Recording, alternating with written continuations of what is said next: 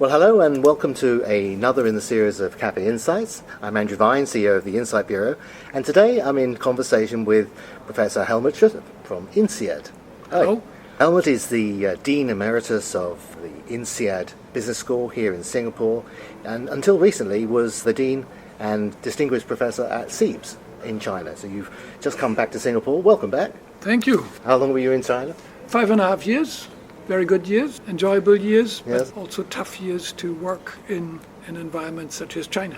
Well, I wanted to have a conversation with you because I consider you one of the first people I ever met in Asia when I came, and I've been here 23 years. But you've been in and around Asia studying this part of the world and how businesses have taken advantage of this region for over 30 years. You started with INSEAD at Fontainebleau in France, and you came out to Singapore about 93? Yeah, something like that, yes. But I came out to Asia in the 70s. Right.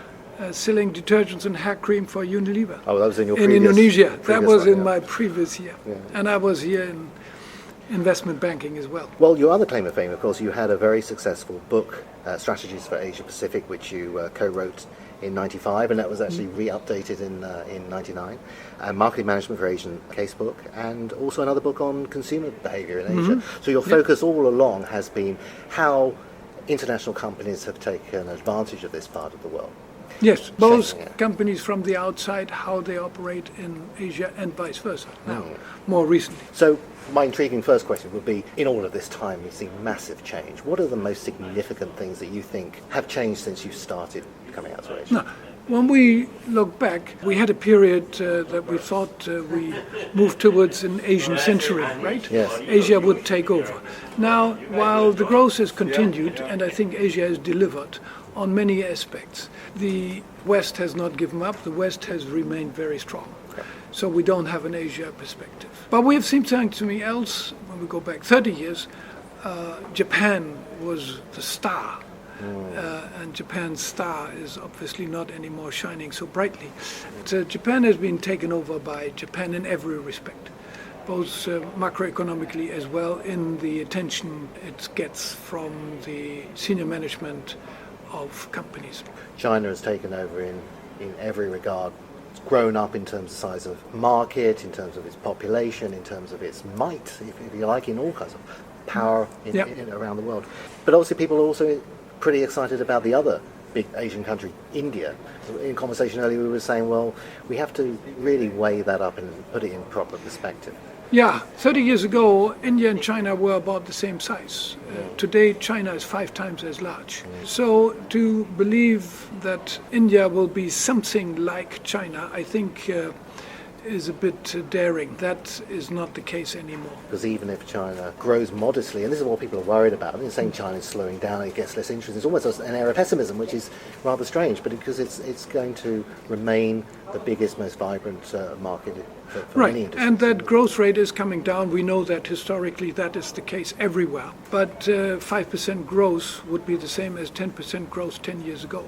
So the momentum has remained incredible.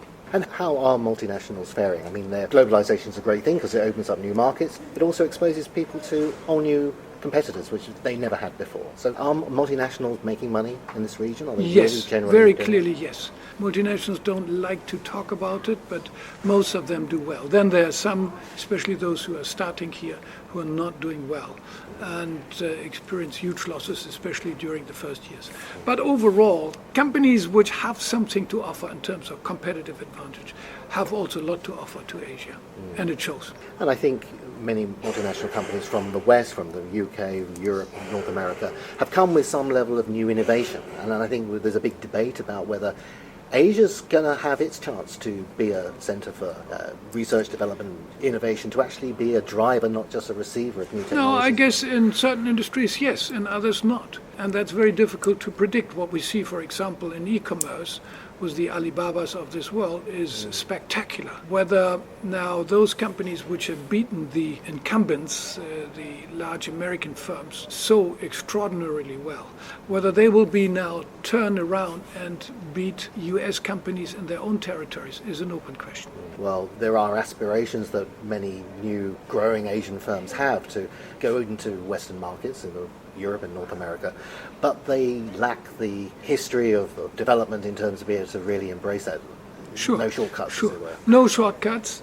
At this very moment, we see more failures than successes. That will change, and in certain industries, we will see Asian companies, Chinese companies, as we have seen that in Japan beforehand, dominating the world market, and many others that they won't. So you've been looking at this region for the last 30 years.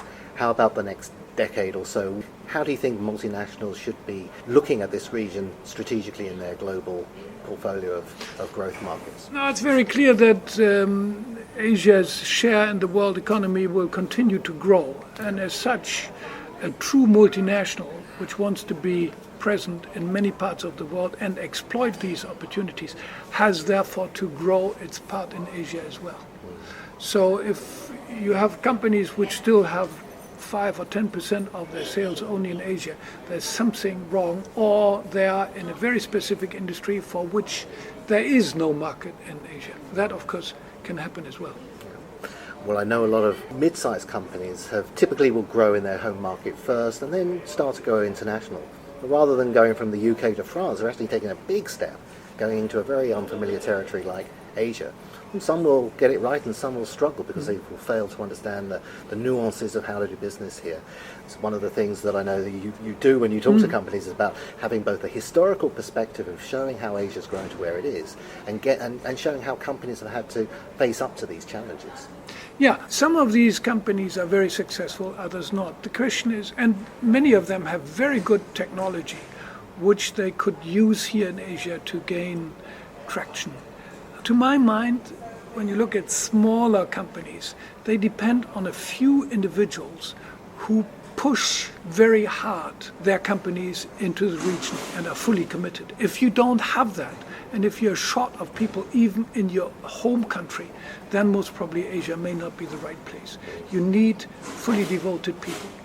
The best to me is a sort of large family-owned company where the son of the owner or daughter of the owner says, okay, for 5 or 10 years I will push Asia before I go back to headquarters. That I've seen that a few times. That works very well. Well, that's excellent. You've now shed your administrative duties as Dean, and so what will you focus on as you look forward here? I will continue to be staying close with the business community. Yeah. I think Asia, whether it's Singapore or China or what have you, these are not places where you relax and go to the beach. No. At least not somebody like me, and I guess not for you either, right? The dynamism which is around us will just push us further and will want us to be intellectually challenged and to be à jour or really knowledgeable about what's happening at this very moment in the region. Well, thank you very much for spending a bit of time with me today. That's a true statement. Yeah, right? Absolutely. I couldn't agree more. Thank you very much, Hellmut, and look forward to seeing more of you now you're back in. Good.